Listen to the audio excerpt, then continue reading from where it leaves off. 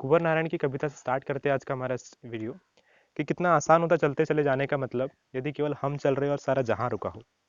तो नमस्कार, मेरा नाम आर्यन देशमुख है। आज हम बात करेंगे काउंसलिंग के ऊपर। जैसे कि आपने एडमिशन ले लिया हो या फिर एडमिशन ना हुआ हो, तो डोमिसाइल की बात करते हैं कि डोमिसाइल बहुत ज़रूरी होता है। एक मूल निवास पत्र जो होता है एक प्रकार से बताता है कि आप किस पर्टिकुलर स्टेट के निवासी हैं। यदि मान लीजिए कि आप आउट ऑफ स्टेट है यूपी से Bihar, Rajasthan, Chhattisgarh, out of MP है, तो वहाँ पर आपको यदि आप एमपी में स्टेट में एडमिशन लेते हैं तो आपको यहाँ पे अपना डोमिसाइल दिखाना होगा। और डोमिसाइल कैसे दिखाते हैं, जैसे कि आप डोमिसाइल भी लेके आना होगा। मुझे एक कमेंट आई थी, उनका नाम याद नहीं आ रहा, उन्होंने इस बात को मेंशन किया, मुझे व्हाट्सएप पे भी किया था कि सर हमने अपना डोमिसाइल भी लगा दिया था, हम आउट ऑफ स्टेट से यूपी से है, लेकिन फिर भी हमारा एडमिशन नहीं हो पाया। तो उसके लिए एक बात बताना चाहता हूँ कि जैसे कि आप मान लीजिए यूपी स्टेट से और आपने यहाँ पे अपना पूरा फॉर्म कंप्लीट कर लिया, अपना डोमिसाइल भी दिखा दिया, लेकिन साथ में आपको जो संबंधित विश्वविद्यालय है, जैसे कि आप जिस भी स्टेट से हैं, तो वहाँ पे जो भी आपका संबंधित विश्वविद्यालय हो, जो संबंधित बोर्ड हो, वहाँ से आपको एक पात्रता प्रमाण पत्र लेके आना होगा, जो कि आपको बहुत जल्दी मिल जाएगा। आपको उसके लिए थोड़ा अप्लाई करना पड़ेगा, तो वो लाना पड़ेगा। उसके बाद ही आप फॉर्म भर पाएंगे।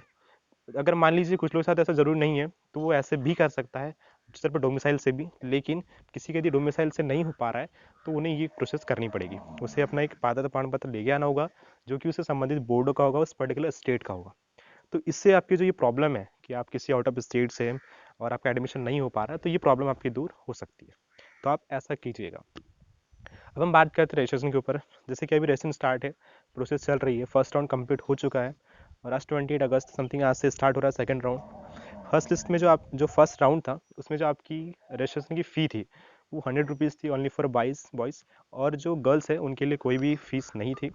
अगर हम बात करें सेकंड राउंड के लिए, तो सेकंड राउंड में समथिंग 250 रुपीज़ फीस है। एंड जो थर्ड राउंड जो होगा, थर्ड इस बार सेल से राउंड है। हर बार क्या हुआ करता था, फर्स्ट सेकंड थर्ड होते थे एंड उसके बाद सेल से राउंड हुआ करता था। लेकिन इस बार ऐसा कुछ भी नहीं है। इस बार फर्स्ट है, second round and CLC round है। हो सकता है कि सीएलसी राउंड के बाद भी एक राउंड हो, जो कि लास्ट ईयर क्या हुआ था समथिंग 2019 में। उस टाइम ये हुआ करता था कि जैसे कि स्कूल चलो अभियान चलते वैसे कॉलेज चलो अभियान चल रहा था, मतलब बहुत लोग एडमिशन मिल गया, उस कारण से कॉलेज में सीट्स बढ़ाई गई थी। तो शायद यदि ऐसा होता है इस बार, तो ये बहुत अच्छी बात होगी, क्योंकि बहुत लोगों ने एग्ज़ाम्स के कारण एग्ज़ाम 12th की एग्ज़ाम जो अगेन देना चाहते हैं फिर से, इस कारण से कॉलेज में एडमिशन नहीं ले पाए हैं। तो ये हो सकता है। तो रजिस्ट्रेशन फ़ी बता दी हमने आपको। और जो सीएलसी राउंड होगा उसमें यदि आप रजिस्ट्रेशन करवाते, देखिए आपको रजिस्ट्रेशन सिर्फ एक बार करवानी है।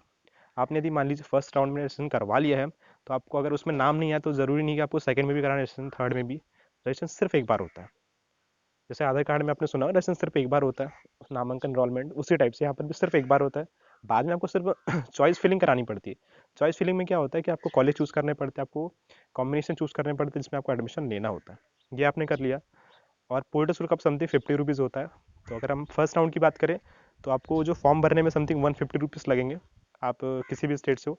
हालांकि ये हो सकता है कि आप किसी अदर स्टेट से हो, तो भी फॉर्म भरे जा सकते हैं। एमपी ऑनलाइन तो होगा नहीं अगर स्टेट में, लेकिन सीएससी सेंटर होते हैं, कॉमन सर्विस सेंटर्स, तो वहाँ से फॉर्म भर सकते हैं। और भी यदि कोई इन्फॉर्मेशन, जैसे कि कट ऑफ। कट ऑफ क्या होता है कि आपको मैंने हर वीडियोस में बताया कि कट ऑफ एक ऐसा अनुमान होता है जो हम पहले लगा लेते हैं कि यह हो सकता है कि इसके आसपास किसी का परसेंटेज, किसी भी कॉम्बिनेशन का परसेंटेज जा सकता है, बट वो एग्जैक्ट नहीं होता।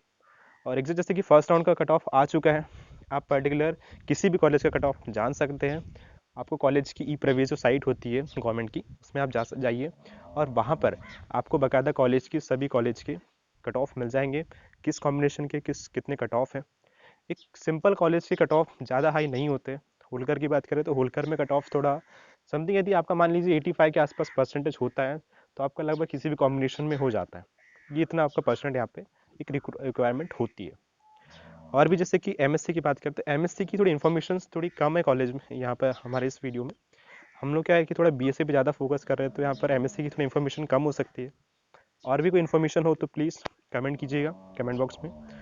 एंड वीडियो को देखने के लिए बहुत बहुत धन्यवाद आपका। Thank you very much.